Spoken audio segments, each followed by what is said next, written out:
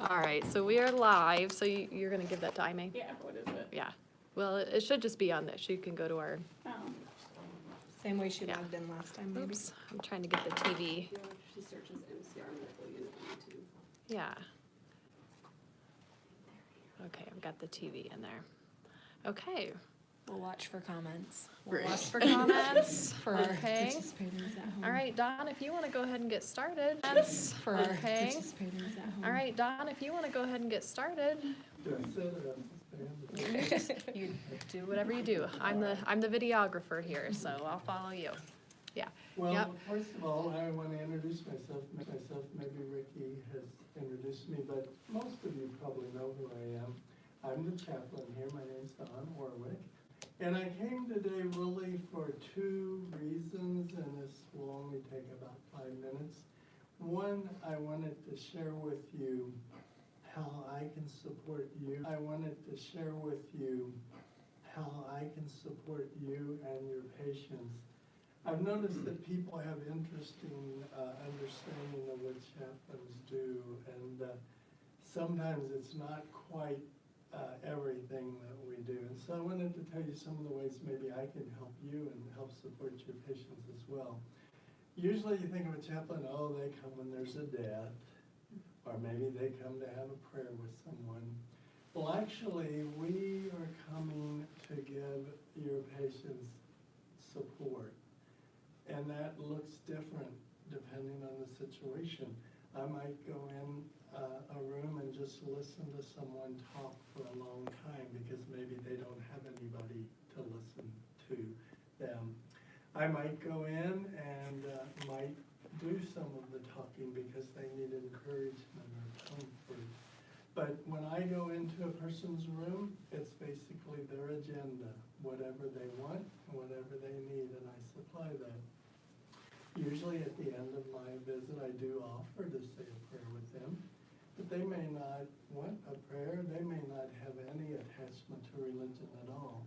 But I just try to be there and be their friend and do things maybe that you guys would like to do, you'd like to listen to, but you don't have time to do that.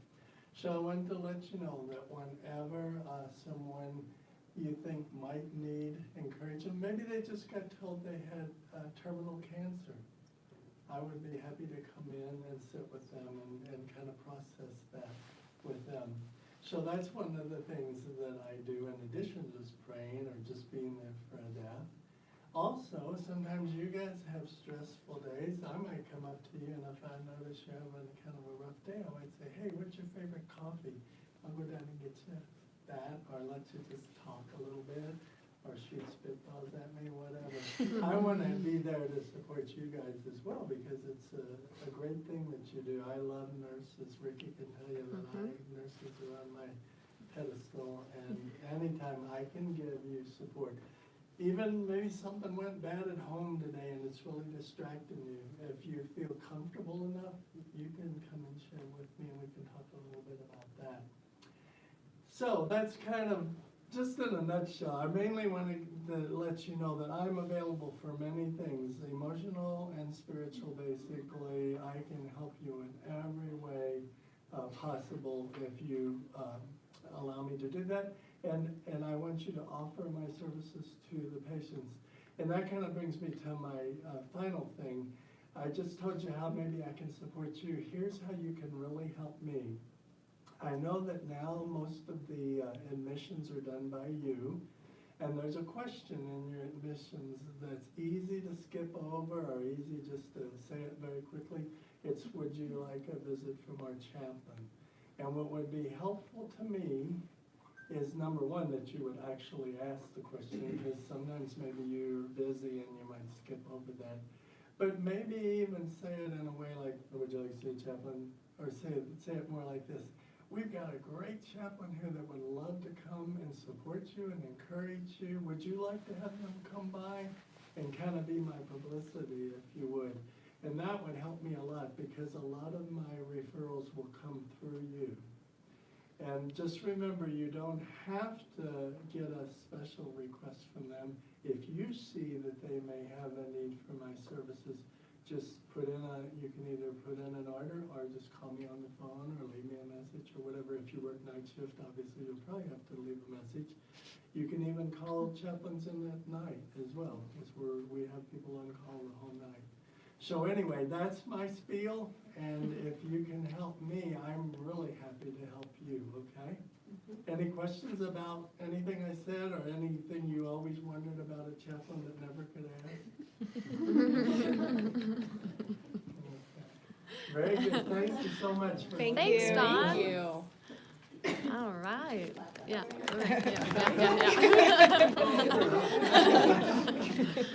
All right. Just throw money. Where's that collection plate? Okay.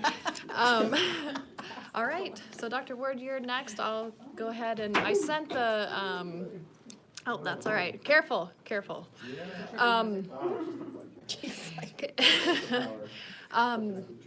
So I did send the presentation to, we have 4 viewers at home, but I'll go ahead and zoom in on the TV in case you want to view it there as well. My poor little tripod here. Okay, so we're on the TV. All right, how you guys doing today? All right, good. Good. So atrial fibrillation topic, you guys probably don't see too much of it, but so let's see here. I'll just dive right in. So we're mostly going to focus on heart rate strategy. There's, in general, rate control and rhythm control that we do for atrial fibrillation, but most of the time we're trying to deal with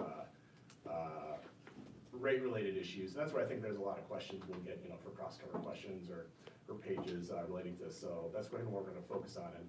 And as always, with these types of presentations, jump in if you have questions as we go, and we can just stop. We kind of have this go wherever it goes. So heart rate treatment strategies, what are they? Rate control, rhythm control, that's what we just said. So heart rate's going fast. Question in medicine is always why. Whenever something's happening, the question is always why? So in general, to simplify things, either they're just going fast on their own, it's a conduction problem, or there's a secondary cause. So in the hospital, everyone's sick. Lots of times there's a secondary cause. Even if it's their initial time that they present with AFib, it's just like they probably had it for a long time, and they're asymptomatic, and they're sick with a pneumonia or COPD, and all of a sudden, oh, they have AFib. So this is really important because you want to know this. Is it a secondary cause, or they're simply going fast? It's going to change how we're going to treat these people. And it's going to change how I'm going to answer a page from you, or it's going to change how I care about what their heart rate is. So secondary causes, give me some other examples, just tons. Sepsis. Anxiety. What's that? Anxiety. Yeah, usually not the anxiety, but yeah, it's possible. Electrolyte imbalances. Yeah. CHF is another big one too. CHF and sepsis, those are two where the doctor's going to treat that heart rate way differently potentially. Are we going to be giving them tons of beta blocker if they're in sepsis? I'm going to not care about their heart rate, right? I'm going to care about what's their blood pressure, what do they look like.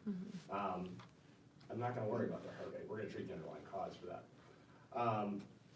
So which of the above two secondary causes or just going fast enough has a greater potential to be difficult to control with meds?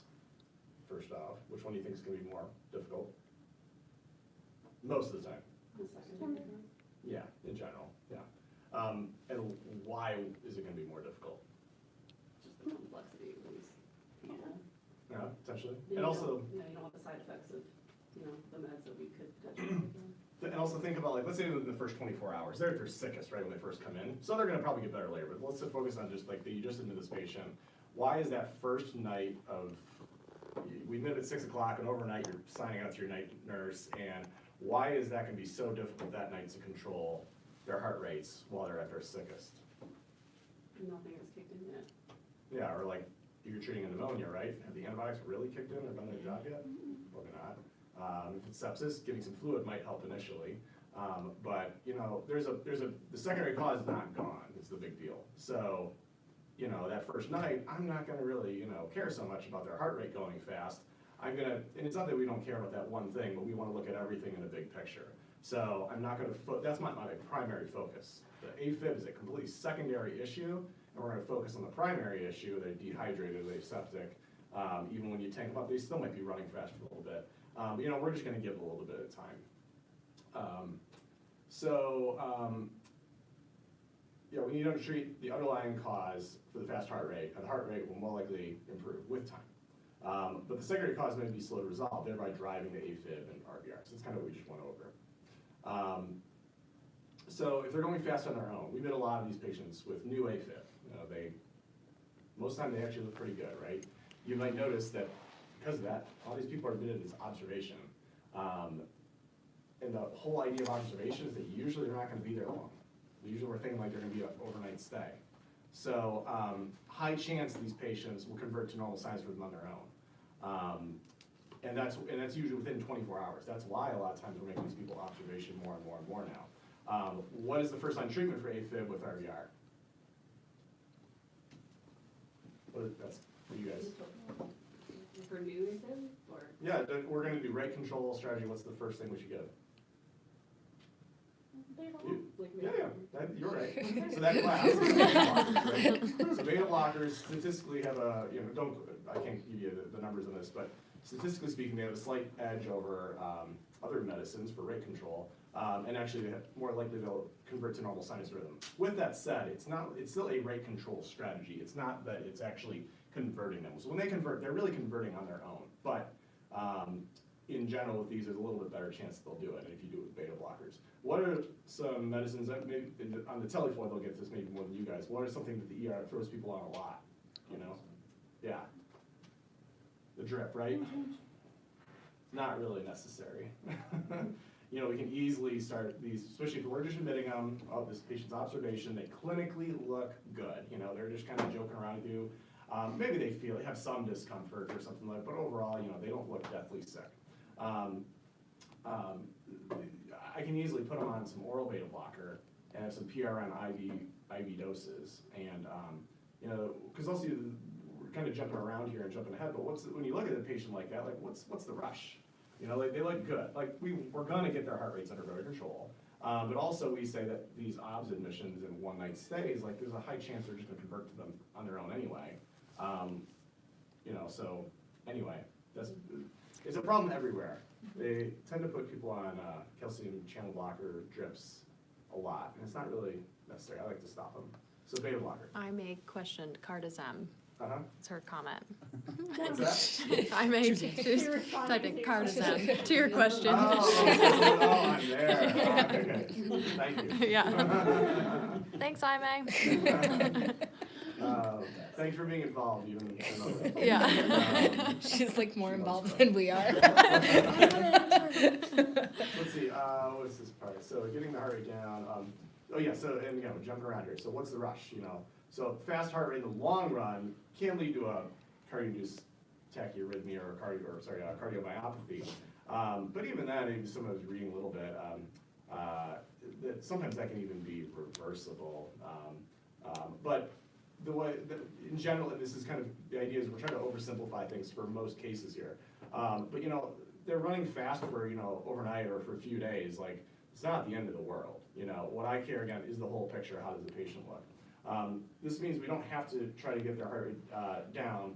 But often, this doesn't mean we don't try to get their heart rate down, but often it means we don't need their heart rate perfect right away, okay? And again, it all is in the context of, you know, is there a secondary cause, or is this just, you know, AFib on its own? If it's AFib on its own, again, they're probably just gonna convert on their own. And if it's a secondary cause, well, let's focus on the secondary cause and give them a little bit of time.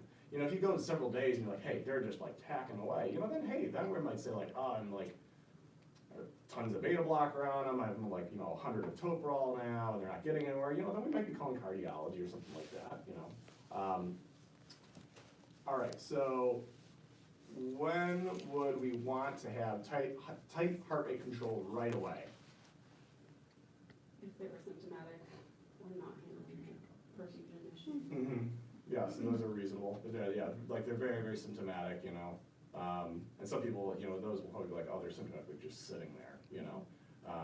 Granted, if they like walk around and that's what's triggering their symptoms, maybe we'll say, oh, okay, for night, you know, I keep saying tonight, but this is when we get a lot of pages too, you know, like for tonight, hey, you're gonna sleep anyway, why don't you just try to, you know, take it easy tonight, you know, we're gonna be working on these things, we're gonna send you home until you're feeling better, of course. So, any other cases you think of? Yeah, it'd probably be a reason, yeah, like maybe chest pain or like that, or yeah, on top of them being symptomatic, like, oh yeah, they maybe have some, their troponins bumping, or that alone, their troponin could bump and they could feel fine, but yeah, looking at the whole picture, you know, that's correct. Another, let's see, what else do we have here?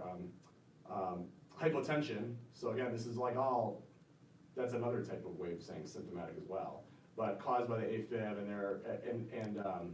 and again, the hypotension in them also being like symptomatic, they're like, hey, like 70/40 or something, and they're like diaphoretic and everything like that, you know. Hopefully they were converting them to the ER before coming to us, but this doesn't really happen that often on the floor, honestly, but then if it did, you know, we'd probably be calling cardiology right away. So again, symptomatic, and then this is not as important for you guys to know, but in general, like a diastolic heart failure patient, we don't necessarily have to get it perfect right away, but I might be approaching that patient a little bit more aggressively, trying to control their heart rates, because in atrial fibrillation, you're dependent on this little atrial kick, the atrial like giving your final oomph into the ventricles, and when you have a non-compliant diastolic heart failure, or diastolic heart failure being that ventricle that's really, really stiff, it's hard for that atrial kick to work against that. So these people can get more pulmonary edema if we're just letting them tack away for days and days and days. So that's one where I'm not going to say like, hey, you know, maybe I do want to get them down a little bit quicker.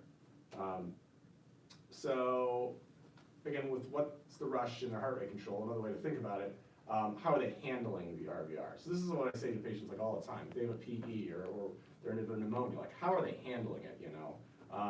Do they look like they're on death's door? Or are they sleeping comfortably, joking with you, watching, you know, Dr. Phil or something like that? If it's the latter, there's probably no urgency regarding the heart rate control, you know?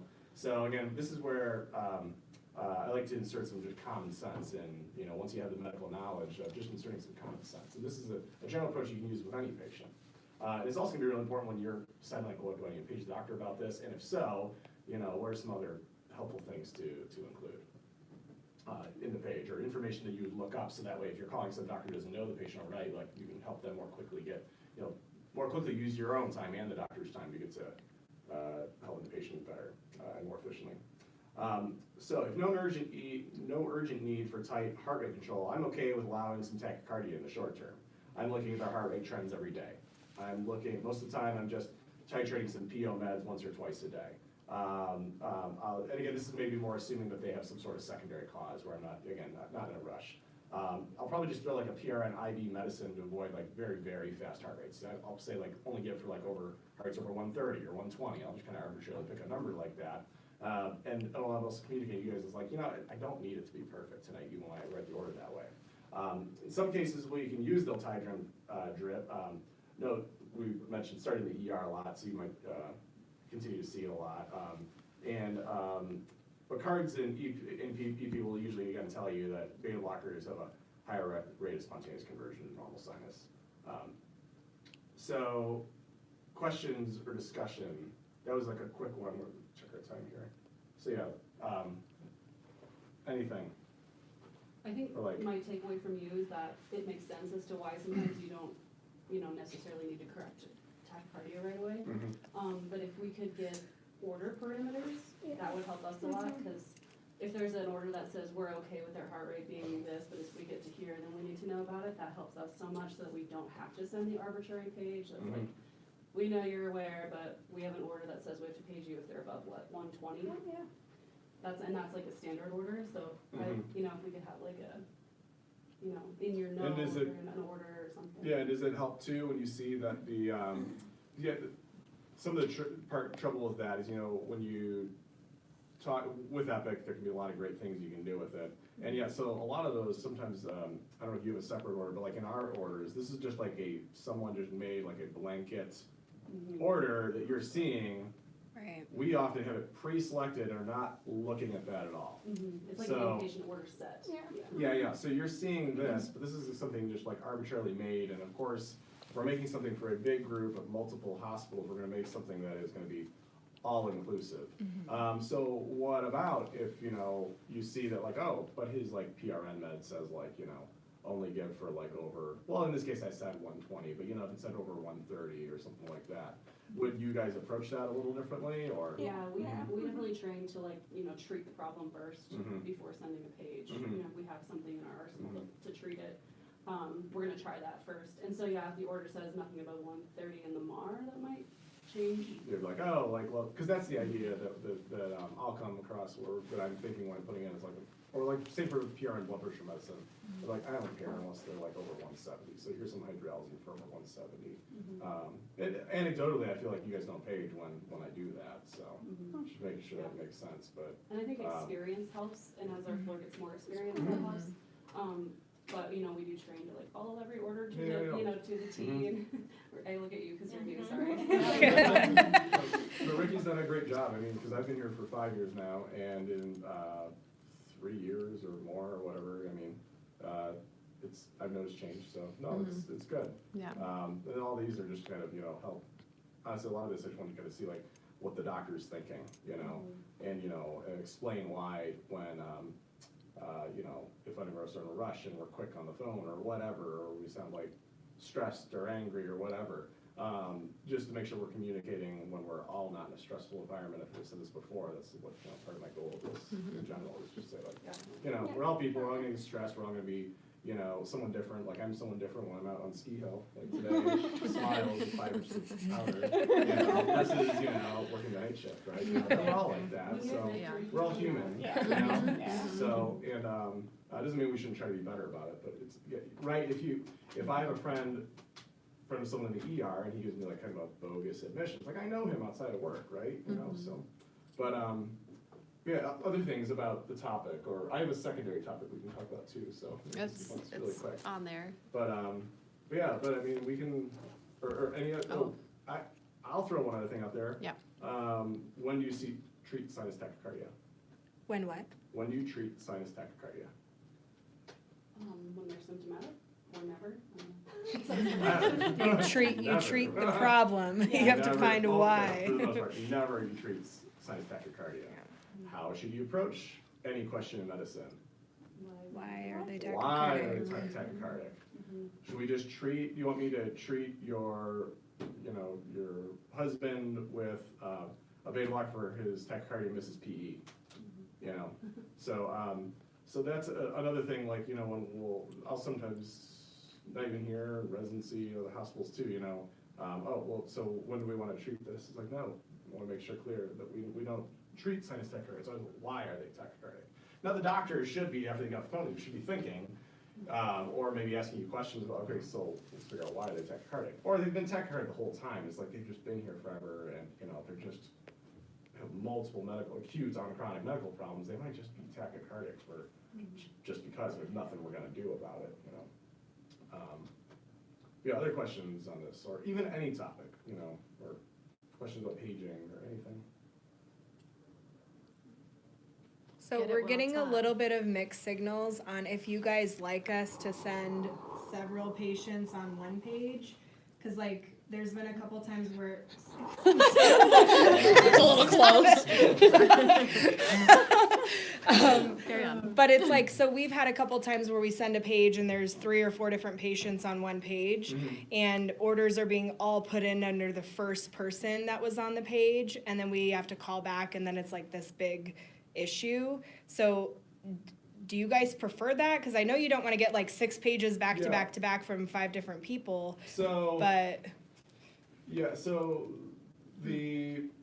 I think I would always err on the side of that pager going off one less time. These are actually, I don't know if you have a pen, I could actually write some of these things down and just, you know. here, I don't have paper, but I have a I pen. don't So. have but yeah, like, so. Like if we're all mixed up and we don't like, as when we're charting, we always try to cluster the. Yeah, so, for pages, all right, docs, careful. So, yeah, you know, with that, I can almost be positive that like, you know, they have like tons of pages and they're going through Right. quickly and they just put it in, or even just they know they're separate and they just forget to X up the Yeah. box. So yes, that it will lead to more pages, but I think that anytime there's a chance that there's less pages, I think that's the way to go.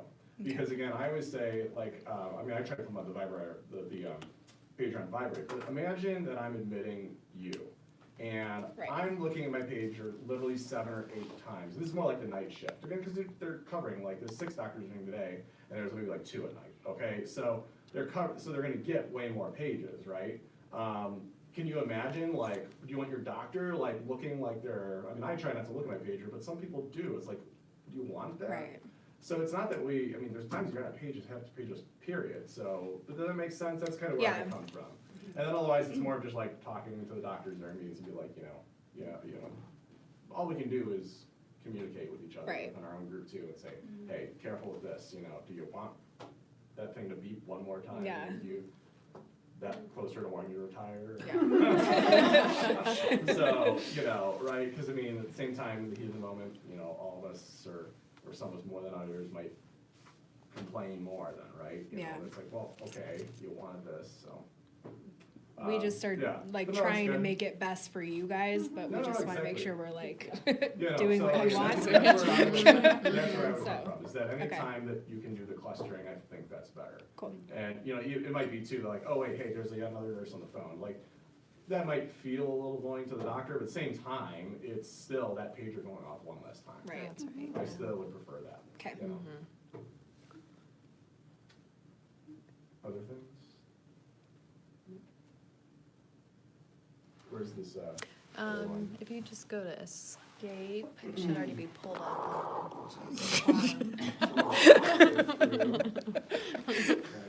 Oh, we lost her. Oh, yeah, we probably got it up there. Where are we Hang going? on.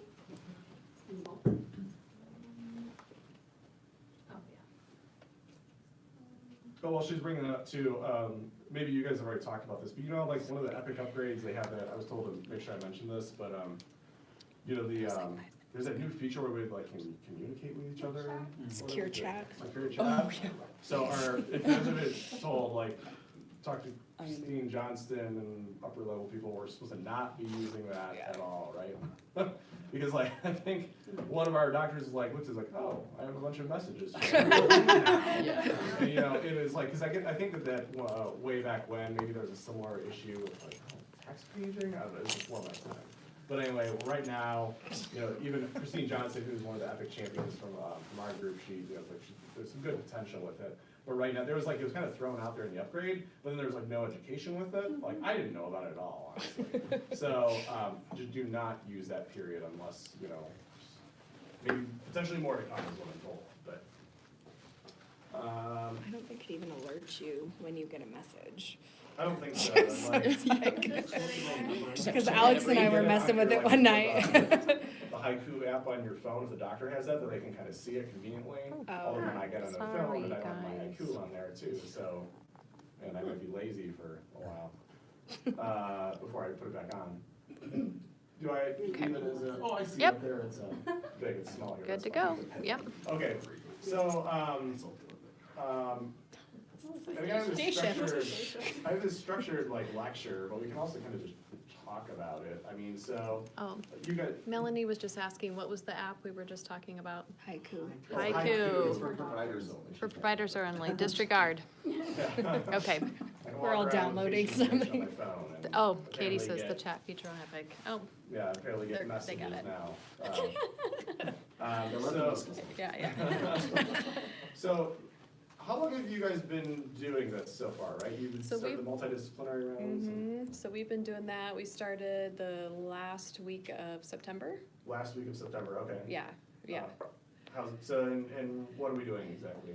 So with the multidisciplinary round, which I think everybody's pretty much night shift here, so Okay. they really don't have a lot of experience with that, but, so you guys know during the day, except for Brian, that you probably have heard of like the 8:30 meeting, like the staff meets at 8:30, and what we were doing, we were talking about the patient's discharge, who was gonna go that day, that kind of thing. So we kind of changed that up so that at 8:30, we're just talking about the patients that are discharging that day. Then we meet again at 2 o'clock, and you guys have probably have seen the patient information sheets in the patient's room. Nurses are coming in. At that 2 o'clock, we're kind of talking about every patient.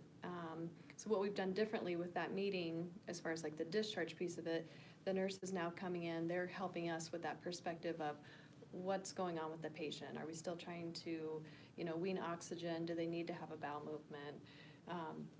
Maybe they're on an antibiotic that now is brought to the attention of case management that they have to, maybe go home with that or something. So then the nurse is taking that patient information sheet, updating it the best that they can, and then taking it back to the patient, hopefully reviewing it with the patient. And then they're just putting it in that pocket inside the patient's room. They should also be telling the patient's family members or friends or whoever their support person is that that patient information sheet is there. So for you guys, I guess the expectation would just be if there's something that is new that has come up that could go on that sheet, then you guys could update it. And are you guys all like planning on being night nurses for a long time, or are you guys like Night nurse for life. They love the it's by nightlife. choice, or you're just like doing your dues, or? I mean, I'm. By choice.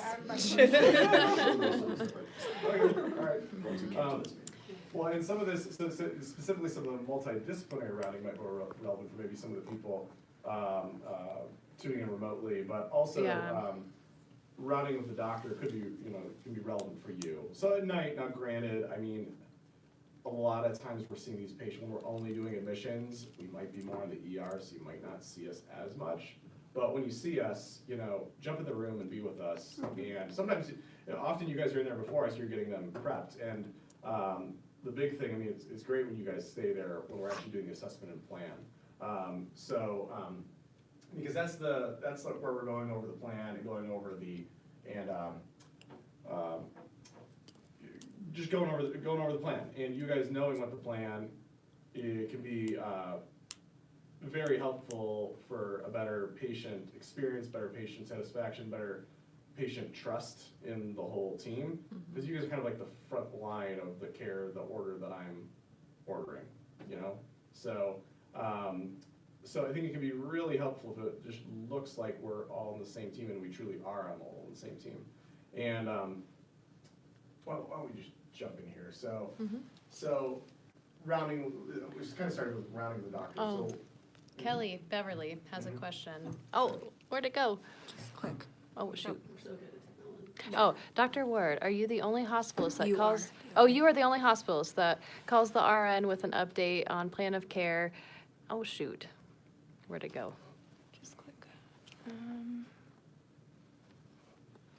Can you? Okay. That really helps, especially if notes are pending or you miss the doctor at the bedside. So thank you. you're welcome.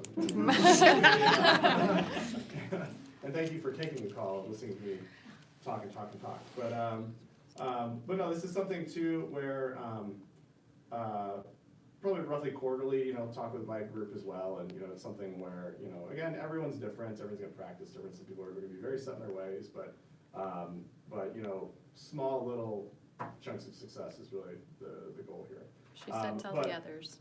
What's She said tell the Yeah, others. no, so we have a meeting next week, and It's on the your list. quarterly meeting, so it's, when I bring it up. But let's see here, so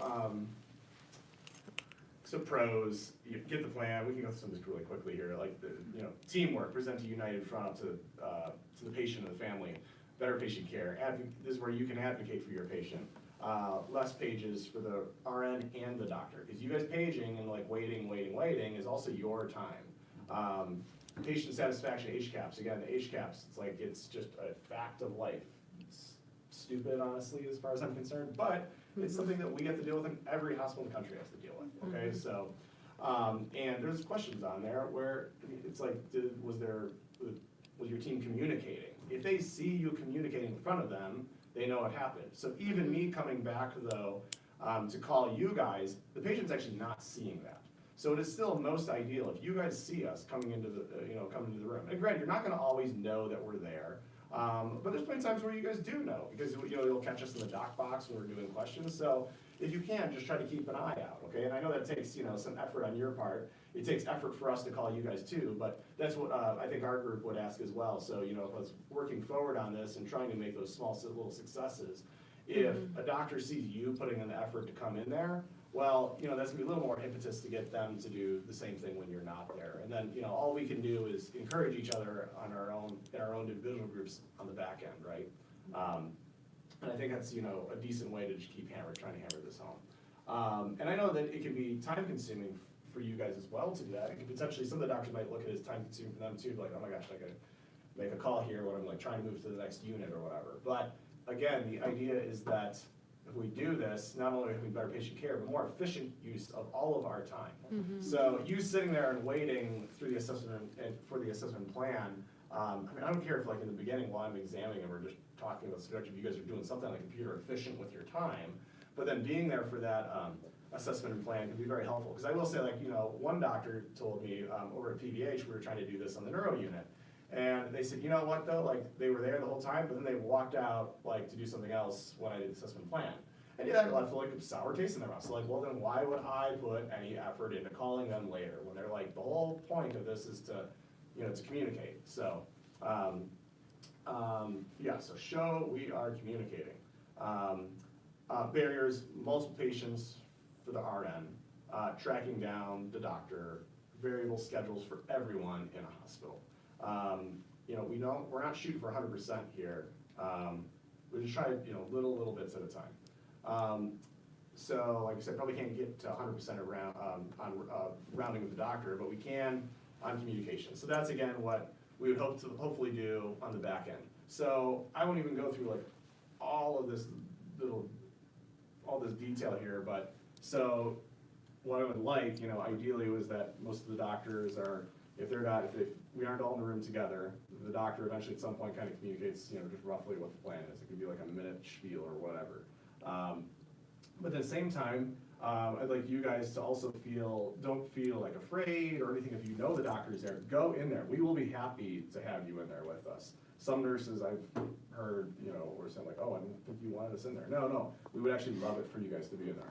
Then on the back end too, though, if the doctor doesn't necessarily call you, I think it's okay for you guys to also be proactive about asking us for the plan, and I'm going to be talking to my group about that quarterly as well. So they're going to potentially ask you for the plan, so why don't you just call them for the plan? But it should be 50-50, door swings both ways on that issue, okay? And you can also just say, the other way you can look at it too is like, you know what,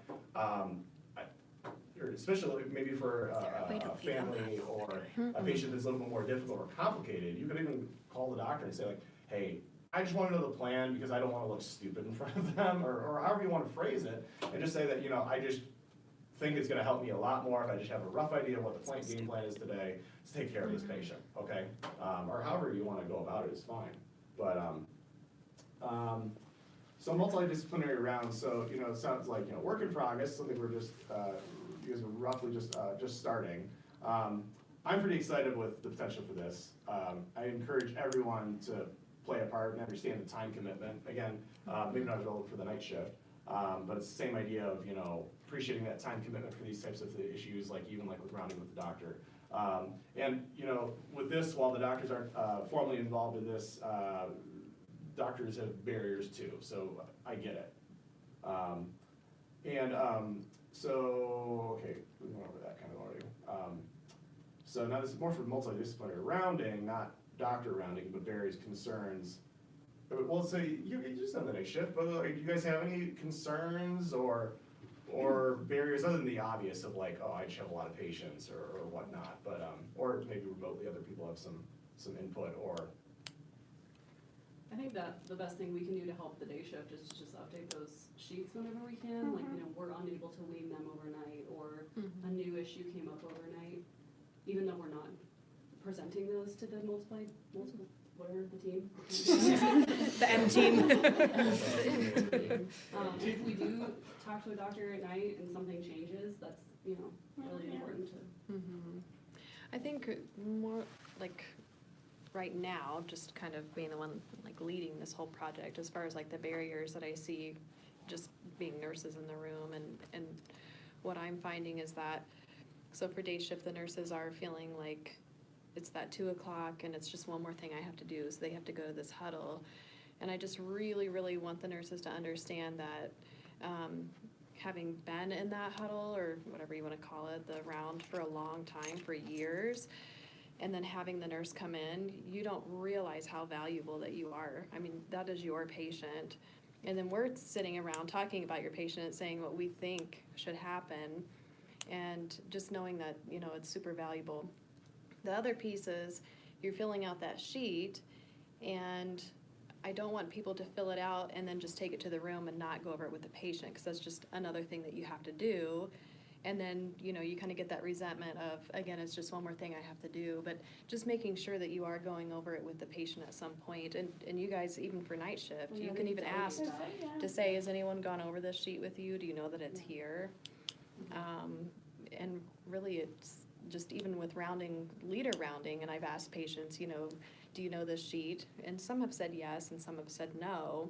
And the patients that have said no and yes, have said how helpful it is, and especially for family members, that, you know, it's quick. I think it's quick too, like, you know, if a patient's like, well, I'm not really sure what's going on with my care, and it's, to me, is much easier than having to get into the computer when I can just walk over real quick and be like, oh, well, looks like you're gonna go tomorrow, and we're waiting for one more day of antibiotics, or whatever. Yeah, you know, there's, so, I think maybe one of the next thing is, as I say, so, okay, there's some challenges, right? But what are the upsides to it? And also think of, what are the upsides for you personally? I mean, if you explain to them the plan of care and they know what's going on, people are just so much easier to deal with. And as a charge nurse, when I walk into a room and someone maybe hasn't been explained their plan of care, and then I blurt something out, and they're like, what?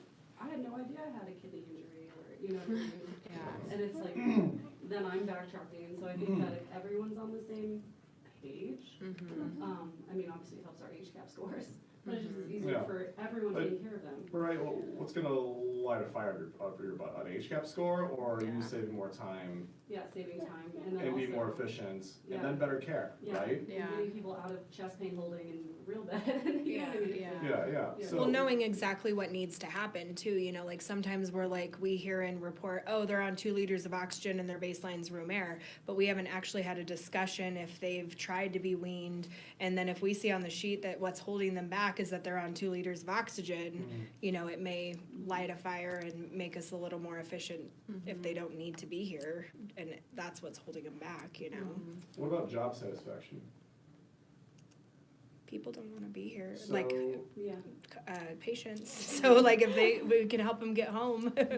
how do you feel about being, you know, in an environment where you're at these multidisciplinary rounds, and you know, you either hopefully you rounded with the doctor on some of these patients, or you know the plan because the doctor called you, or you kind of got the plan from the doctor, and you kind of, you're reviewing the notes as well, you know? In those rounds, you know what's holding them up. You can get that patient out quicker, you can advocate for your patient there. I just said, like, you know, the bedside running with the doctor, you could be the advocate for the patient. Why can't you be the advocate for the patient there in multidisciplinary rounds? You're the front line, you know what's going on. You can almost kind of, you know, help run that show for each and individual patient of yours. You know, and honestly, you know, so there's plenty of, I can give you specific examples, but I do know, like, well, actually, you know, Sound Physicians is a really big hospitals group in the Northwest. And there was a long time ago, I was reading a little article about them, but how when the doctors were more involved they were more than an employee, and they felt like they were very involved in their job, job satisfaction was through the roof. They'd done studies on this apparently. And I feel like, you know, our group, I'm biased, but as an independent group contractor with the hospital, I think a lot of us feel the same way. I know I feel the same way, that I have ownership in this, and my quality of life, you know, you can see me at my worst, super stressed in the hospital, but we rate each other, what's our quality of life, you know, 1 out of 10, like, mine's like a 9. The only way I could make it a 10 is if I could have even more days off, but I have student loans and so, but like, you know, I can have a horrible, stressful time at work, but the fact that I know that I can proactively make some changes, really makes me feel good. And then I run away and I go skiing on opening day, it's 85% snow, so, you know, so, it's just, I think it's okay with us always being human to look like, what are the selfish things where this is gonna really help me, but also have good secondary effects for everyone, so. We have a couple of comments. Sure. So Melanie, she said that she appreciates the huddle because it gives her an opportunity to share any concerns or thoughts with the whole team and have the ability to advocate. Kelly says increased patient satisfaction, less call lights for random questions throughout the day, not needing to update every single family member that shows up. They can read the sheet. Patients are more compliant with goals of care if they fully understand the whole picture. And then Aime says, I agree with Melanie. If I feel the care team is able to listen to each RN about all their patients, the care may be streamlined. Yeah, no, I couldn't agree more. And so you'll have a few more minutes here, but you know, the one way I'd say is, okay, so now the doctor's being involved is, you know, we're not directly involved in this right now. And I've always said, you know, it's honestly kind of hard to do this with the doctor efficiently unless we're doing geographic rounding. And the way that we support each other in our group is often like, oh, you know, Kelly Busseret just got killed with a bunch of admissions. I'm gonna go help her out. But the thing is, we have no control of where this patient goes, right? So if I'm like, oh, I'm the medicine guy, sorry, our unit's full, so I'm only doing 1 in, 1 out. And like, oh, I'm the obs unit and I'm getting hammered, you know? So that's one downside of that. But again, the goal of when people do geographic rounding, the goal is to have better patient communication, and right? That is the goal. There's gonna be one ways to skin a cat, right? So that's why I'm stressing all these points, and it doesn't have to be 100%. Let's just try to do, you know, a little bit. If you just say like, my next shift, I'm gonna try to like be in the room with the doctor like 1 time today, and then like for that, I'm gonna take myself out for a coffee or have my husband take me out for dinner or whatever, you know, for just one small little, you know, success. What I really am excited about with these roundings is eventually, if this ever got to the point where you guys are kind of physically moving around, if the doctor can see that you guys are there, and granted, you know, maybe I'm gonna be in the ER the whole time you're doing these rounds, like maybe that one day I'm just not gonna be there at that time. But if I see you guys there, it's like, oh my gosh, I wanna go to you guys now and talk to you, the whole team, of what the plan is. And then you know what? For the doctor, what I'm trying to tell my partners too, and for me, is that now I'm not getting a page from the nurse and case management and my nurse, my hospital's nurse, for the exact same thing. You know, I can have the whole team right there. And even if it's not in the room with the patient, I can be like, oh great, they're right here. Let me tell everyone what my plan is, and everyone heard it. You're not playing telephone at all, transmitting the plan at all. It's like, I'm super excited for that, okay? But that's where I come from, and you know, I'd say where hopefully most of the doctors would think. I mean, there's a lot of benefit to that. And maybe too, for you guys, like, so we have it set every day at 2 o'clock. So our next steps with that is eventually taking it to the bedside. We're still trying to fine tune who are those patients, because a lot of the literature out there says for like our type of unit, we certainly are not gonna see 24 patients. But if we could, what is realistic is anywhere from 1 to 4 patients. So if we're identifying at least, say we wanna see 4 patients, like who needs to see that cohesive team at the bedside? You know, who are those patients? So again, that's in development, but we do have pamphlets that were supposed to be in last week, but are not. But do say that we are rounding on you every day at 2 o'clock. So this will go in their admission packet. But it basically says we are rounding every day at 2 o'clock to talk about your care, and these are the things that we're talking about. And then on the inside, it has every person, so your charge nurse, your case manager, your pharmacist, hospitalist nurse, and what is it from us, that particular discipline, what is it that we are reviewing for you? And then I think it's on the back side, there's just a place for them that they could even write questions if they have, or take notes or whatever it is. So those will be coming out, I was hoping this week, but that didn't happen. So maybe next week.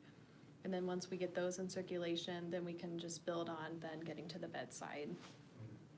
So then maybe if the hospitalist doctors know, like, you have that complex patient where you're like, I'm not going in there alone, maybe you might wait and see them after 2 o'clock or at 2 o'clock. Yeah, that's what I wrote down here, is just that knowing that, hey, we're gonna start with, again, I like that idea of just kind of doing things, small little successes here. Yeah. We say like, okay, let's just focus on just like a few patients. Let's not try to do like everyone and then just burn and fail. Yeah. I mean, there's like, I'm not directly involved with QI, but I mean, I hear about like QI projects that just go on and on and on, or like, and ultimately, by going on and on means like they're not really going anywhere. Yeah. So, I like that idea, and that's why I made a note of it, just, so obviously, you can just keep us in the loop when that's gonna actually happen. Yeah. And, where it will happen is that where that, potentially barrier for the doctor, if the doctor is holding the admitting pager from like from noon to 3, and that's often a busy time, so that one might not work. But if it's like the doctor who doesn't even pick up the pager till 3, they're just sitting, especially them, they're just sitting around anyway. And in the future. We got that on live. Well, just sitting around, he's going golfing. Yeah, that's right. That's all we do. Not really, we're skiing. No, Just but, real quick.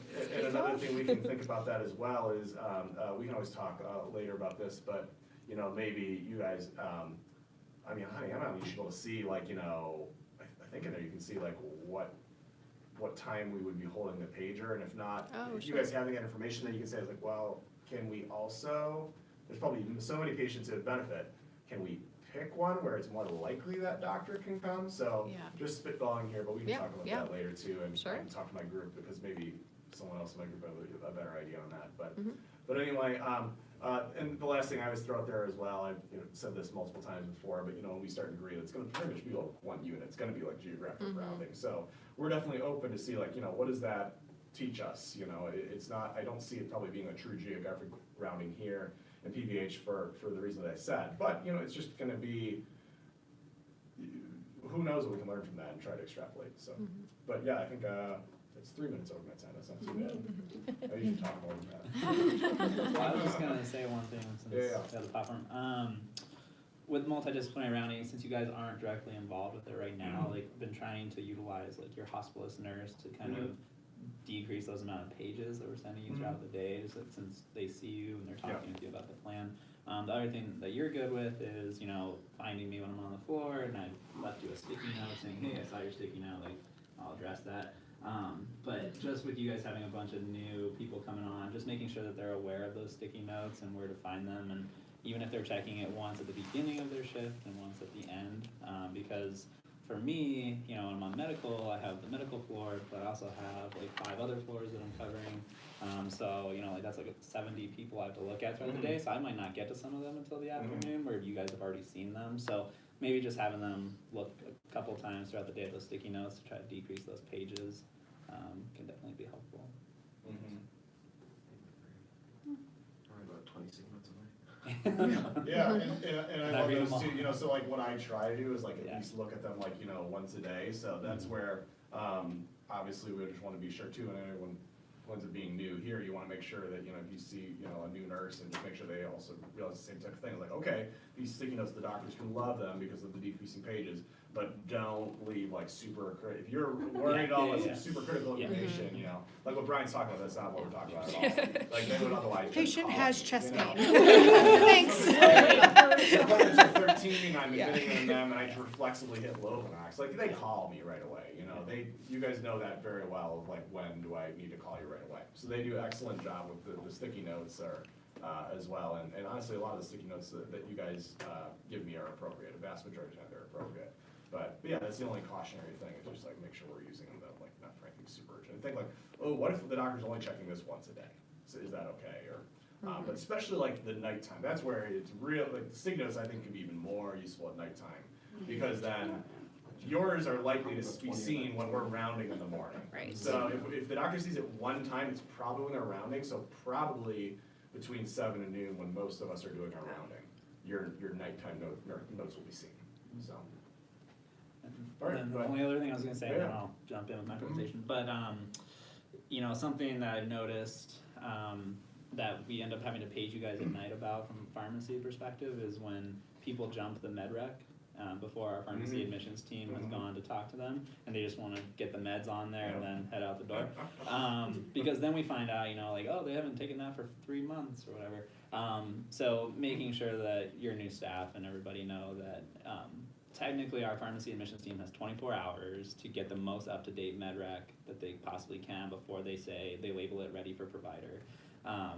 You know, so knowing that, and then from a nursing side of things, you know, if for some reason those medications are jumped and they're just sitting out there and you guys on your MAR have that red stop sign that says not verified by a pharmacist yet, please, just from our perspective, do not document on those saying not given or med not available or something like that, because when we go to verify it, once you guys have documented on it, I cannot change the start time. Everything's grayed out on my screen. So it really is helpful from our perspective that you guys don't do that, because otherwise then I have to reorder the entire thing. Or if I process it, it looks like I agree that, you know, they should have gotten a dose today or something. We're all So just OCD and there's a late med thing. I know. Can we change My the type due A, time? because it just sits in my queue. Like, I'm just like, I want this gone. It's been sitting there for 9 hours. Like, you know, so just knowing that all of I know, that's what- it's a huge interplay. So.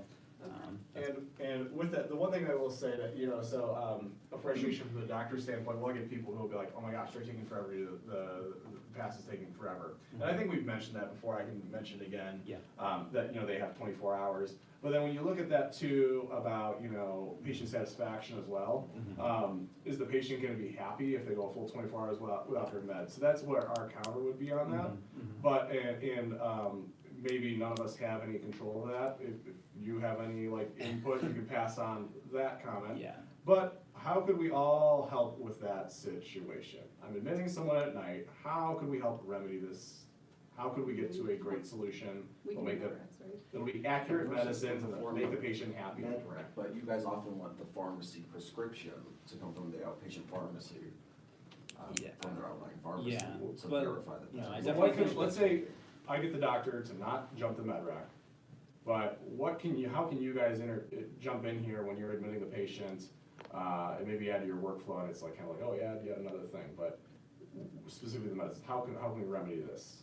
Can't we do the med rec? No, I'm not even saying that. Isn't it? I think just Alright. manage their expectations, Yeah. like it might take a night or a day to. Or but how about if you say, you know what, we have this pass team, the idea is there's, you know, I'll tell patients that medication errors can be a huge problem in hospitals. So we have this pass team, they have 24 hours to get this right. Then you can say, look, oh yeah, doesn't it sound a little silly that we don't want you to be 24 hours like your meds, right? How about you tell me, what are the most important meds that you would normally need tonight? Yeah. And you can have them written down, and then you can page that to the doctor that's on call, and then they'll just see exactly what they need to order, or, you know, so again, it's not gonna work in every single scenario, but that's one way we can kind of, you know, where you guys can be proactive and help out the whole team. And then, you know, but I will keep telling my Yeah. doctors to not to pass, the one thing is like, they shouldn't be jumping the med rack. Yeah. There's no doubt about that. But, you know, even before you guys page them, like, you guys can send us a med message saying, hey, this person needs this urgently, can your past member come and talk to them, or, you know, something There's like that, another- because yeah. there's Mhm. one of them in a whole hospital. Yeah. And they don't know when, cause like some of these patients have dementia or whatever, and they're waiting for a family member to come in. They're off talking to somebody else, they don't know that the husband or wife just came in, like, send us a message, give us a call, like, you know, let us know that they're there, because then that will speed it up, because then I just turn to them and say, hey, the wife of 3105 is here, like, go talk to them, and they'll run over there and go and do it. So, you know, before you That's even also have to great. page them, reach out to us, you know, we're kind of the middle Granted, person. like if they're demented, Yeah. they can't tell you what Yeah. medicines, and that idea is not gonna work, right? But Yeah, there's yeah. multiple ways we can kind of work with this as well, but yeah, I don't know, there's a way where they can be like more efficient, because, but yeah, that's the problem, is like, right, like, I mean, Yeah. a patient would also balk at that too. Yeah. But I understand the constraints and the reality of things too, though, Mhm. so, but. Yeah, but we just don't wanna have to bug you guys at night, cause you're not familiar with the patient Yeah. if you weren't the one that. But yeah, but if it comes to that point where you Yeah. do need to bug the patient, be like, hey, here are the like 3 medicines they need for just tonight, you know, you should do like a one-time order, and then they're set, and in the morning doc can, you know, take care of everything, so, but anyway, jump in here. Yeah. It's always re-click, which Well, thank you. is add it in. While I'm getting it up, any pharmacy questions, issues? What is Darren holding Michael Phelps's brother. Yeah, could you tell him to stop?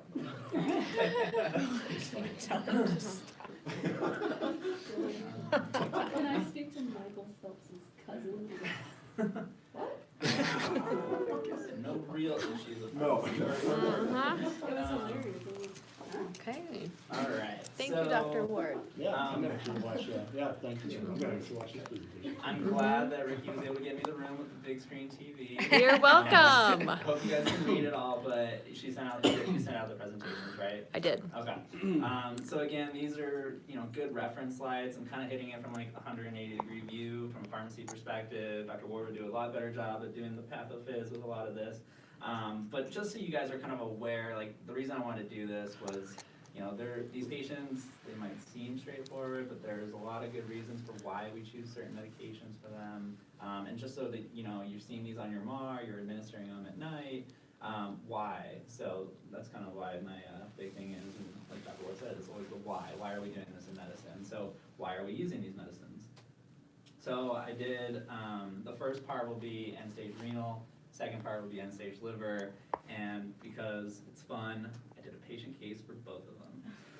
All right, so JF is a 65-year-old female who presents to the hospital with community-acquired pneumonia, but she lives at a long-term care facility, so the doctor's like, I'm gonna start broad. Let's go Vanco and Zosyn, due to risk for multi-drug resistant organisms. So on day number 5 of therapy, the patient develops acute kidney injury. Serum creatinine goes from 1 to 4.5.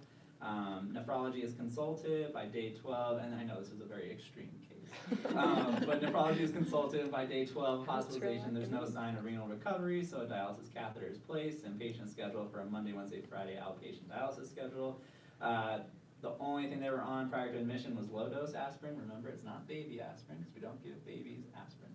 So always low-dose aspirin prior to this admission, and no known drug allergies. And the reason I use this example too is because, I always want you guys to be advocates for antimicrobial stewardship. Vanco and Zosyn, there is data out there that says that this combination has an increased risk of AKI. So, especially after day 3 of therapy. So de-escalation is always important if it's possible. So the permanent labs there, so you can see sodium was like the only good value. That's pretty awesome. But potassium's elevated, calcium's low, phos is high. Their parathyroid hormone is high, but it has a down arrow because I screwed it up. Albumin is low. Everything else is low. So across the board. So like, why are these labs important? So let's just kind of talk about one at a time. So the first one is this thing called secondary hyperparathyroidism, and I spent like 45 minutes on UpToDate re-educating myself on it because it's very complicated, and I still don't know if I fully grasp it. But anyway, the important thing about this is that patients with end-stage renal disease have complicated pathophysiology that basically their kidneys cannot reabsorb calcium. And so what does your body say? Well, it says, I need calcium. And so how does it do that? Well, it increases your levels of parathyroid hormone. And when you have elevated levels of parathyroid hormone, that starts pulling calcium out of your bone to try to keep your serum levels higher. It's kind of like a fine balance, and it's important because you can risk bone mineral disease in these patients and vascular calcification. So the reason it's secondary hyperparathyroidism is because the secondary cause is the fact that they have end-stage renal disease. So we're always trying to keep like a fine balance between calcium and phosphate. So hypocalcemia the patient can be symptomatic or they can be asymptomatic, and oftentimes your run-of-the-mill patient who has low calcium on their BMP, they're going to be asymptomatic. Data has shown that in the hospital you don't really have to replete calcium if they're asymptomatic. So typically we don't treat it, but you always want to also check a serum vitamin D level in these patients because calcium can be low secondary to a vitamin D deficiency. So in our patient case, vitamin D is low, so keep that in mind. Hyperphosphatemia, in general, this should always be treated through dietary restriction, or we can utilize something called a phosphate binder, and there's multiple medications that can do this. There's calcium-containing ones and there's non-calcium-containing ones, and we utilize their serum calcium to determine which one we're going to use. And when I say we, I definitely mean nephrology. Yeah, that's good. So there's the 2 different kinds. So calcium-containing ones, we're looking at calcium carbonate, so just Tums. or calcium acetate sulfoslo. And I've learned to put the brand name because you guys like the brand name, because you don't like to pronounce the generic, even though I like when you pronounce the generic. So then there's the non-calcium containing ones, so that's the ones like sevelamer or lanthanum. We don't really use lanthanum too much, but you always see the sevelamer on there oftentimes on patients. So sevelamer is Renvela and lanthanum is phosphorenol. And you know, they get creative with some of their brand names, phosphorenol, phosphorenol. Genius. I know, right? So, so in general, those non-calcium containing ones aren't gonna lower calcium at all or have any effect on, or increase calcium. Lanthanum can potentially lower it, but in general, it's not the case. And then there's multiple different vitamin D analogs. We don't want to use this if they have hypercalcemia because, like I said, you can have low calcium due to vitamin D deficiency. So we give people vitamin D, their calcium goes up. So if they already have high calcium, don't give them something that's going to potentially make it go up even higher. So there's cholecalciferol, ergocalciferol, calcitriol, and paracalcitol. Basically, they all kind of do the same thing. You're basically trying to increase their vitamin D stores. They just act at different parts of the metabolism. So like cholecalciferol and ergocalciferol have to be activated in the liver to an active form of vitamin D, whereas calcitriol is already active. So that's just kind of a little bit of differences. And then there's this thing called a calcimimetic, and that's Sensipar. And honestly, I don't see it used like a ton.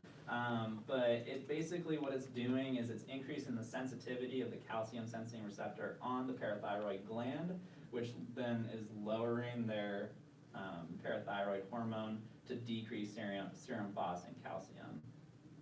Think about that. I had to think about it for like 20 minutes. Anyway, so those are those. So secondary hyperparathyroidism, basically what we're trying to do is that's where you're going to see those calcium and non-calcium containing phosphate binders on there, trying to keep that balance appropriate. Another issue with end-stage renal disease is hyperkalemia.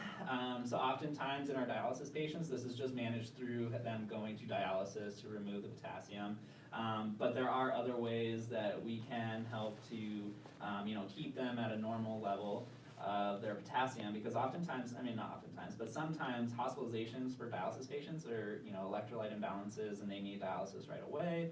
And one of those main ones is potassium. And so I put this question in there. So what is a medication that we utilize on the inpatient side to lower serum potassium that has a delayed mechanism of action and exchanges potassium and sodium ions in the intestinal tract?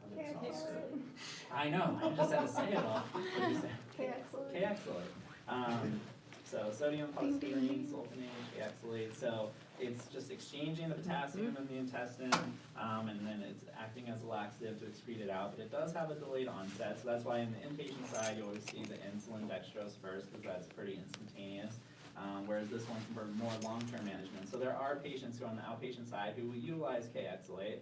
The bad thing about it is that it tastes crappy, and patients just cannot tolerate it for long periods of time. So the FDA recently approved this new one called Veltessa, and so Veltessa, it's called patiromer acetate is the generic name, but Veltessa.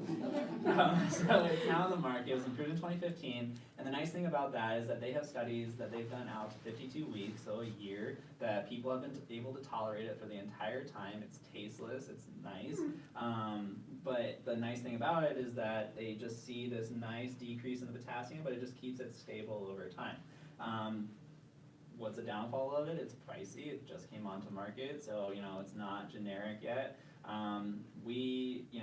It's non-formulary for us because in the trials, first off, they didn't compare it to K-oxalate, so we don't have a head-to-head thing saying, hey, this one's better than the other. But there was no mortality benefit shown in any of the trials. It's pricey, so we stick with K-oxalate on the inpatient side because it's not something that we use for acute management oftentimes. It's more of just like a one-time thing and then kick them out the door. So on the outpatient side of things is where you probably see them coming in on Veltessa. You might see it on their MedRec or something like that. So at least now you're kind of familiar with what the indication is of it. So do they take that every day then, Brian, or just between dialysis days? It's not every day. It's like an oral packet, and I think the dosing is like 3 times a week or something like that. Yeah, I can't exactly Who remember, gives but them diarrhea? the Veltessa less Same. diarrhea than Oh, K-Oxalate. it's like, But, yeah, no, I think that can be a side effect, but, the difference between Veltessa and, K-Oxalate is that K-Oxalate is a sodium potassium exchange resin, whereas for Veltessa, it exchanges calcium for potassium, so it acts a little bit differently, so hypothetically, it could have benefit for some of your heart failure patients or people who are limited on their sodium intake, because you're not exchanging the sodium portion, you're exchanging the calcium. Okay, so the other thing is anemia that oftentimes patients can have with end-stage renal disease. I'm not gonna go too far into depth with this, but two important values that we can look at is serum ferritin and transferrin saturation. And just to kind of highlight the important thing here, so the goal is like 200 to 500 for serum ferritin, goal is greater than 20% for transferrin saturation. You know, later with the quiz that I'll have, you know, I want you guys to know the equation for how to calculate it. No, so anyway, basically these values are telling us, you know, what is our availability of iron to support, you know, the patient, their hemoglobin and everything like that, and just the presence of their iron stores. And so you'll see these patients typically getting repleted with IV iron, sucrose, Venofer, and typically the dosing is like 100 to 200 IV for 5 to 10 doses, trying to get to that cumulative 1 gram dose. IVs typically usually preferred just because sometimes PO is not well absorbed. So typically we start with IV. And then ESAs, so erythropoietin stimulating agents, so that's where your Aranesp is coming into play. And probably not overnight you guys ever having to administer Aranesp, but it's basically stimulating the bone marrow to produce more red blood cells to increase our ability to carry oxygen and iron and whatnot. So the difference between, because sometimes, you know, you'll get this question and sometimes you'll have patients who are Jehovah's Witnesses. So Aranesp versus Procrit, or Evogen is the other brand name for that one. So Aranesp is completely synthetic. It's albumin free. Aranesp has 3 times longer half-life than Evogen and Procrit. And if they're on dialysis, you'll typically see the IV route being the preferred route of administration for that one. So let's go back to our patient case. All right, so what should we do for this patient's potassium? So it's 5.6. Dialyzer. All right, good job. Anybody on YouTube want to give well, us? this is after she has her dialysis catheter placed? Mhm. Oh, okay. Yeah. Now's your chance. I was like, when she came in like that, oh my god. All right, well, we're gonna add K-Oxalate outpatient or potentially Veltessa if for insurance will allow it. Inpatient side, you know, we'll do our acute management stuff. Calcium and or phosphorus, so low calcium, high phos. Nice. Do you want to use a calcium containing one or a non-calcium containing one? On calcium containing one. Calcium containing because it's low. Yeah. Katie So says we'll do some insulin. phos low, and her vitamin D is low, so let's just give her some calcitriol. And then she has some anemia, so let's give her some iron sucrose.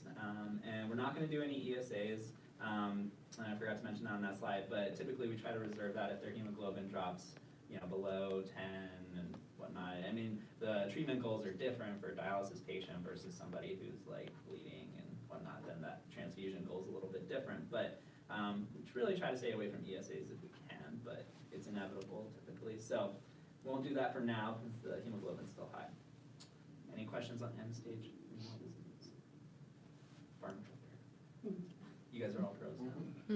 Mm-hmm. All right, so let's go over to the liver. So the patient case for this one, so RB is a 40-year-old, weighs 67 kilos. He has a past medical history of alcohol abuse. He reports a handle of the finest bourbon or whiskey daily for 2 years. On a previous admission, I had feedback from other pharmacists on what I should put in this case. On a previous admission, he was diagnosed with alcoholic cirrhosis and discharged to rehab, which he ultimately failed. Surprise, surprise. He is now readmitted with severe ascites, alcoholic hepatitis, esophageal varices, which are like has a hemorrhage, possible SVP, so spontaneous bacterial peritonitis, He's just a hot mess. We gotta take care of him. He's like, take him to the medical floor and MCR. Yeah. You're not stable at all. Let's go to the medical floor. Yes. They stabilized him immediately enough. Last drink was 2 days ago. So the doctor orders a therapeutic and diagnostic paracentesis. The patient is initiated on a Protonix and octreotide drip. CWA is ordered and GI is consulted. Patient ends up having 6 liters removed from the paracentesis and is Sounds about diagnosed with right. SVP and is started on ceftriaxone 2 grams IV daily. Current home meds, put them up there. Lasix, spironolactone, take some lactulose PRN, omeprazole, low dose aspirin, and milk thistle. Oh, Because, good you know, for if he's gonna him. drink, you might as well try to protect Milk him. thistle. Sounds like my kind of guy. Labs, potassium. Is this you? Ammonia's high. I just go high, you know, whatever. 85. We'll go with 85. AST, ALT 3 times upper limit of normal. Serum creatinine is a little elevated at 1.4. BUN as well. Hemoglobin 6.8. Hematocrit 18. When they did the paracentesis, they looked at PMNs. It was 300, and the doctor calculated a perfect Madry's discriminant function, which is 38 for this patient. All right, so ascites management. Can you guys all read that? All million things I put up there. So ascites management. So the guidelines that we utilize for patients with liver disease come from the AASLD, so the American Academy of Liver Disease or whatever it is. And they talk about different ways that we, want to approach patients with ascites from a pharmacy perspective. So kind of the mainstay of therapy is diuretics.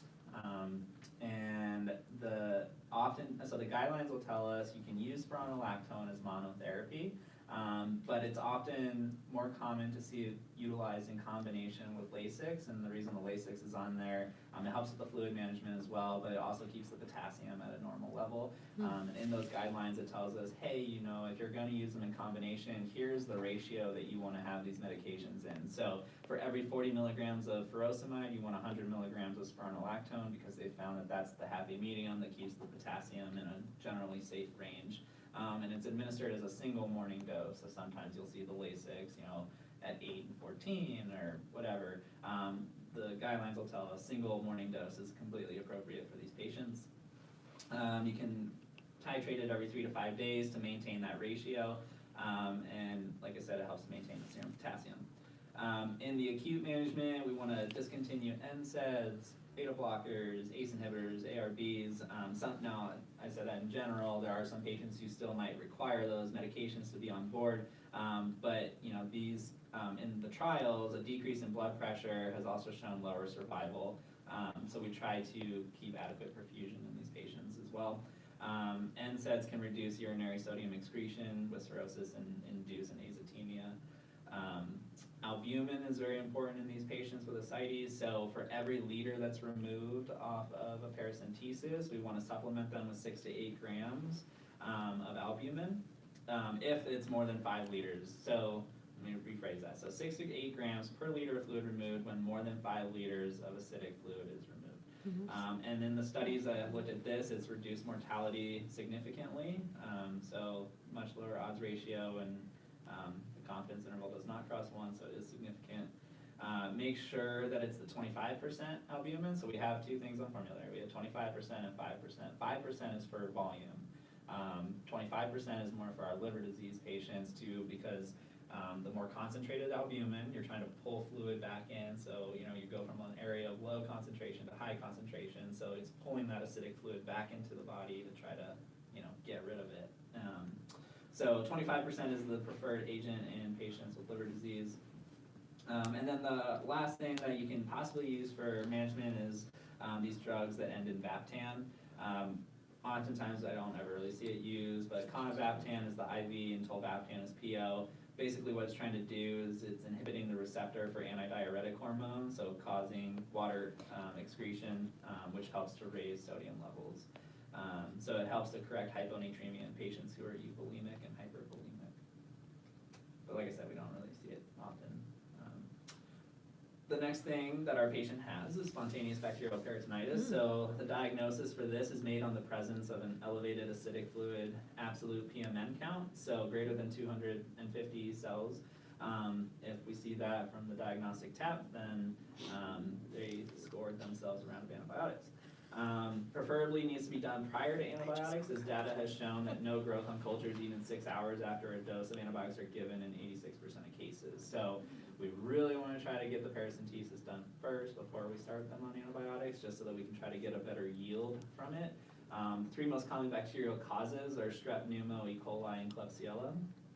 The drug of choice for the guidelines is cefotaxime, or they say a similar third-generation cephalosporin. There's been a national back order of cefotaxime for a long time, so our supply is being limited only to our NICU population. And the reason being is that they can't, in those patients, you can't utilize ceftriaxone in those babies because it can cause something called biliary sludging in them. So we limit cefotaxime to them. So our adult population will get ceftriaxone 2 grams IV daily. There was like a small trial that they mentioned in the guidelines talking about you can do ceftriaxone 1 gram Q12, but I usually just push for the 2 grams IV daily. It seems to be just fine. And 5 versus 10 days of treatment are equivalent for the guidelines. So, you know, if they can get away with doing a shorter course, probably the better from a C. diff perspective as well. The issue with SBP though is that if patient is truly diagnosed with it, they do get the acute course of antibiotics, but then they also are on lifelong suppressive therapy. So they usually go home on an oral fluoroquinolone is typically the drug of choice unless there's allergies present. So you might see somebody come in with that on their home med rec that, you know, it doesn't really necessarily have an indication. It might just say like SVP or liver disease or something like that. But yeah, so technically they should be on lifelong suppressive therapy. Spontaneous, so there was a trial that looked at combining albumin plus antibiotics. So they looked at cefotaxime versus cefotaxime plus albumin in these patients. And what their dosing strategy was 1.5 grams per kilo within 6 hours of, it says enrollment, but we'll say hospitalization, and 1 gram per kilo on day number 3 of therapy. And what they found with this is a decreased mortality from 29% to 10% in these patients. So albumin is very important in these patients. There was a more recent study that found additional criteria to whom albumin should be given to. So is it everybody that comes in with possible SBP should get albumin? And this trial kind of said that you know, those with an elevated serum creatinine above 1, BUN greater than 30, or a T-billy greater than 4, kind of those high-risk patients who have a higher mortality risk, and maybe those should be your criteria for deciding which patients should get albumin. So in general, you might see them getting like a lot of albumin in these patients because on top of their paracentesis that they just had, they also have SBP, so you might see a lot of albumin orders coming through. Esophageal varices, so another thing that our patient has. So non-selective beta blockers are kind of the mainstay of therapy. So propranolol, nadolol, and carvedilol. And I kind of put out there like, so these are non-selective beta blockers. So that means they hit on both beta 1 and beta 2 receptors. So beta 1 blockade, you're decreasing portal flow through a decrease in cardiac output. And beta 2 blockade, you're decreasing portal flow through splanchnic vasoconstriction. Carvedilol has alpha blockade as well, which can cause intrahepatic vasodilation. So the carvedilol can have more decreases in mean arterial pressure than the others and are not recommended if it's decompensated recurrent variceal hemorrhage. You kind of want to go with one of the other ones. So overall, basically what are these trying to do? They're decreasing portal inflow to decrease portal pressure in these patients. And then we can use octreotide, and octreotide is kind of doing the same thing that beta 2 blockade is doing. It's causing vasoconstriction on that splanchnic artery and decreasing portal inflow to decrease the pressure. Is there like an actual way to measure portal pressure? Like in the ICU, is there like a swan scan or something? For the portal, maybe? I'm just I've curious. never measured it. Yeah. Yeah. They do Doesn't like. matter if they're bleeding out of their. Well, how much? Trauma patients, I think they'll watch like pressures in the belly Okay. and stuff like that, and trauma Yeah, patients, just curious. I don't even know what a high one is. I think I asked Davis once, I was like, It's oh. probably like the. Cause like a veins surgical there, nurse was small. paging me about off pressure being high, and we were consulted, was like, I think you should call surgery, but. Yeah, he said, he's like, oh, that's not a high pressure. I just didn't know don't who was remember," something that so, could like, okay. How do you Yeah. know? I was just curious. Very relevant for your floor. Yeah. Yeah. I think we should Practice. put that in our. We can. Yeah. Okay, so that's all I was really gonna say about esophageal varices. I know there's more that goes into it, but from a pharmacy perspective, these might be the drugs that you're seeing on their profile occasionally. So the next thing I want to talk about is hepatic encephalopathy. So you guys might see this more often because it's not one of the more like this person needs to be in the ICU because they're bleeding out of their esophagus. But they're having altered mental status and making sure that they're on the right thing. And it's easy for me to say, give them lactulose, but I'm not the one in there cleaning it up. Lactulose in the acute management, like this patient came in on it PRN, 2 to 3 bowel movements, per day or whatever. But in the acute management, if they're acutely symptomatic, oftentimes you might see it scheduled and, trying to get to those bowel movements, and then we can go to PRN after that. But lactulose has 2 mechanisms of action. It's converting ammonia to ammonium, which is insoluble and not absorbed in the GI tract. So then it's keeping the ammonia there, and then it's also a laxative by itself, and so then it's excreting out that ammonia. Rifaximin is the other thing that you might see used, and what basically rifaximin is doing is, well, one, rifaximin is an antibiotic, so it's killing the overgrowth of bacteria which produce ammonia as a byproduct of metabolism. It's not orally absorbed, so it stays locally in the GI tract. And in the study that compared lactulose versus lactulose plus rifaximin, and the patients who got lactulose plus rifaximin, they had a faster time to resolution of their hepatic encephalopathy, and they also had a decreased mortality. So I've never been a big fan of just lactulose monotherapy. I usually like rifaximin to be on there as well, but personal preference. And then the other thing that you might see used, and it kind of gets all lumped in because they might be getting albumin for their paracentesis, they might be getting it for SVP, but it also does have a role in hepatic encephalopathy as well. There was a small trial, and it was more recent, it was like 2016, but it compared lactulose versus lactulose plus albumin. And 75% versus 53% had complete resolution of hepatic encephalopathy in the combination group, and that was statistically significant. And mortality was also significantly lower in the combination group. So, inevitably, through everything else that we're treating, they might end up getting this therapy regardless. Any questions on hepatic encephalopathy? Oh, and I don't know if you have any say into this, but I know that the guidelines don't make a strong recommendation for this, but serial monitoring of ammonia levels, it doesn't really clinically correlate with their overall resolution. No. So, you can get that initial ammonia, you can see that it's high, but it's not a thing like, once it gets below 30, they should have complete resolution. So like monitoring it daily, it really doesn't have any clinical I don't significance. repeat it, I think I'm just burning money. Yeah. Look at the patient, Yeah. Are they clear? Like, oh, look, their ammonia's down, it's like, well, how'd they have a good night? No, they're all over the wall. Like, well, then I don't care what their ammonia is. Yeah. So, or look for other causes. Is it possible to have someone never clear from hepatic encephalopathy, or never be back to their baseline? Or once you clear, I don't know. I think in that case, they're probably just dying. Well, yeah. Yeah. I was just curious, so those people are like, this is not how they normally are, but, it seems like they're alert. Unless they have dementia as well, or something like that, or they pick up, or sometimes they'll be like, oh, this patient just pickled their brain from Yeah, alcohol or yeah, whatever. yeah. You'll see, sometimes you'll see CAT scans where like, you'll say, oh, there's like this moderate atrophy, but, no, just moderate, right? We see it all the time with these elderly people, but this patient's like 40, and they're like, moderate atrophy, and they might say, not appropriate for age, so that's like a big deal, so something like that, may, yeah. And then the last thing I was going to touch on, just one slide about it, but alcoholic hepatitis. So I just wanted to mention the one important trial, so it was the STOPA trial. And what this did was it compared placebo, to prednisolone, pentoxifylline, and then the combination of both prednisolone and pentoxifylline. Did I really bore you that much? Bye. Pull it up on YouTube. That's right. It's just getting good. Anyway, and then the combination of them all. And the reason that, and I'll point this out, so patients with liver disease, why didn't they do prednisone? Why did they pick prednisolone? So, any guesses before I give away the answer? YouTube? Anybody?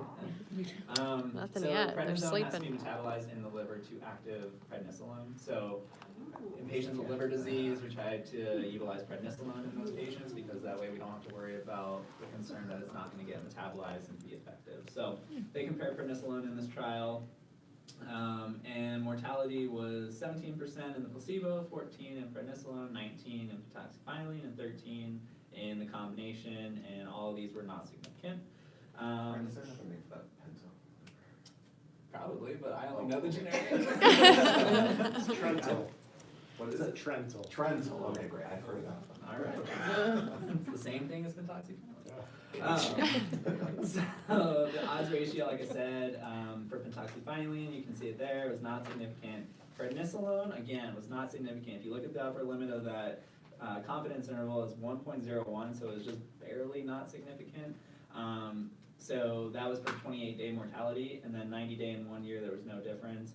The important thing, though, from this trial also was that infections occurred in 13% versus 7% in those who were treated with the steroids versus placebo, and that was statistically significant. So overall, in these patients, you might see them going home with a 28-day supply of prednisolone, 40 milligrams, because there was a trend towards an improved 28-day mortality. Especially in those who had a Maddrey's discriminant function greater than 32. So when they used logistical regression, those were the patients that they saw the most benefit from utilizing steroids. To taper someone down on prednisolone, just like you would prednisone.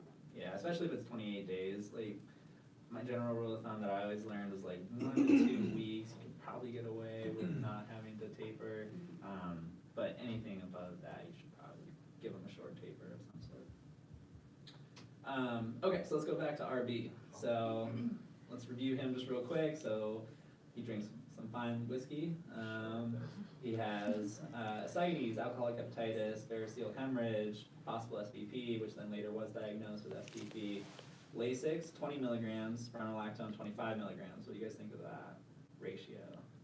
It's supposed to be 100 spironolactone. So his ratio is a little off. His potassium's a little bit low, so maybe we need to increase his spironolactone a little bit. And let's see, ammonia's high, serum creatinine's elevated. So BUN's also elevated. So when we talked about who should get albumin in those patients with SBP, it was serum creatinine greater than 1, BUN greater than 30. I didn't put a T-Billy, but we'll assume that it's pretty high. So what should we do for his ascites management? So we talked about the diuretics, so yeah.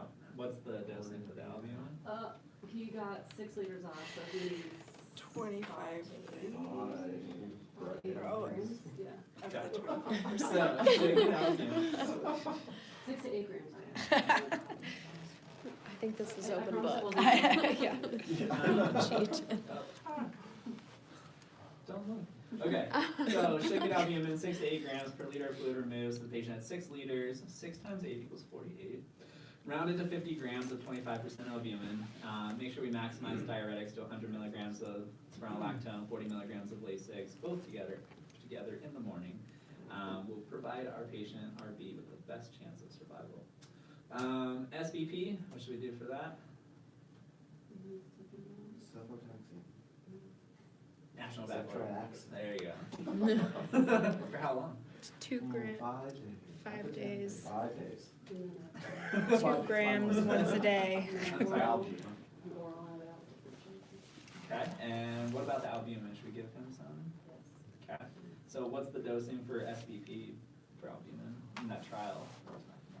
He needs the 25% one. he needs 25%. So he needs 1.5 grams per kilo on day 1, so that first day of admission, and then on day 3, he's gonna get 1 gram per kilo on that day, so 1.5 times 67, 100 grams. He's already getting 50 grams for the paracentesis, so I've seen it done both ways. Some providers will just add on the additional that they need for the SBP. Others will give the entire, dose for the paracentesis and then the entire dose for SBP.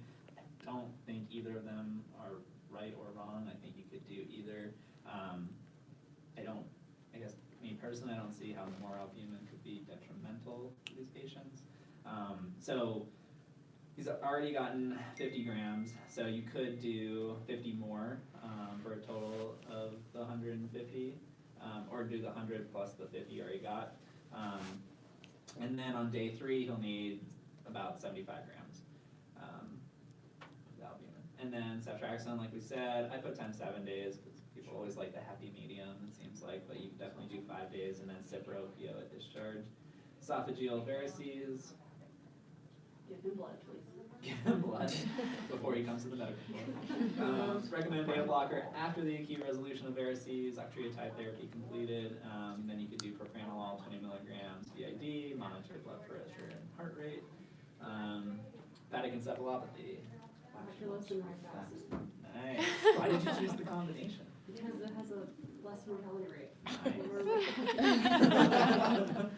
And then, with this hepatic encephalopathy, we also said that there was that trial with the lactulose plus albumin, but he's already getting albumin a crap ton for the other stuff that's going on, so should be fine from that perspective. And then alcoholic hepatitis. His natriuresis function was 38. Cessation. Cessation. Milk thistle. Milk thistle. Milk thistle. Increased milk thistle dose. So I say I would not recommend prednisolone in this patient simply because he already has an active infection occurring. So it might not be the best thing since that study showed more increased risk of infection. So That was a trick question. So cessation. Cessation. Cool. That's all I got for you Oh, guys. man. Any questions? That was fun. Yeah. So which brave nurse is gonna page one of the doctors, the roughest of us, and say, do you know That's a why they sticky use note. prednisolone instead of prednisone? Quiz some of my colleagues. I think we should have Yeah. Consider adding rifaximin to lactulose. What did he say? Whoever's pen this was. Thanks, Brian. Yeah. Yeah. My YouTube fan club up there. That's right. My YouTube fan club. Okay. Anybody on have any questions? Oh, hey. Hey, Whitney's here. Hi. Hey. Oh, Lisa says she has a question for Dr. Ward, but it says Word. Dr. Ward. Okay. That's okay, autocorrect, sorry, Lisa. Is it a new practice waiting for negative blood cultures before inserting a PIC? Is that a new practice? Yes. Not that I know of. There might be like some, is it regarding a specific case where the question's coming from, or? We've had a lot of patients with bacteremia that infectious disease wants to wait till they have 2 negative cultures before they insert So we need to central pick for one, application you know. antibiotic. Did they have a line infection? Yes, yeah, they had one come out. So like they were, yeah, so they, so in that case, they had an infected line, I'm clarifying, that they removed the port was, or the PIC was proven to be infected, like they cultured it as positive.